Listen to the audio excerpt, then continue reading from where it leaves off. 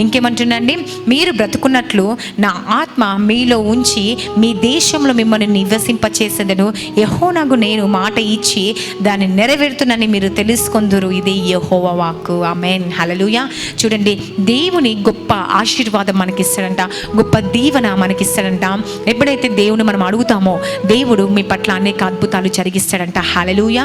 అనేక ఆశ్చర్యాలు దేవుడు చేస్తాడంట. అనేకమైన దీవెనలు, అనేక ఆశీర్వాదాలు నీ కుటుంబానికి వచ్చునుగాక. ఆమేన్, హల్లెలూయా.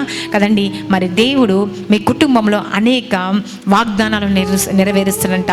ఇది తెలుసుకోమని దేవుడు సెలవిస్తుండండి. మీరు నన్ను నమ్ముతున్నారు కాబట్టి, మీరు నన్ను ఆశ్రయిస్తున్నారు కాబట్టి, వాక్య ప్రకారం నడుస్తున్నారు కాబట్టి నీకు నెమ్మది నేను ఇస్తా. హల్లెలూయా. ధైర్యాన్ని ఇస్తా. హల్లెలూయా. కదండి, బ్రతకడం నేర్పిస్తా అంటుండు. హల్లెలూయా. ఈ వాక్యం ద్వారా మనం అన్నీ నేర్చుకుంటా ఉంటామండి. కదండి, నీ జీవితంలో నీకు జ్ఞానం లేదనుకుంటున్నావేమో కదండి.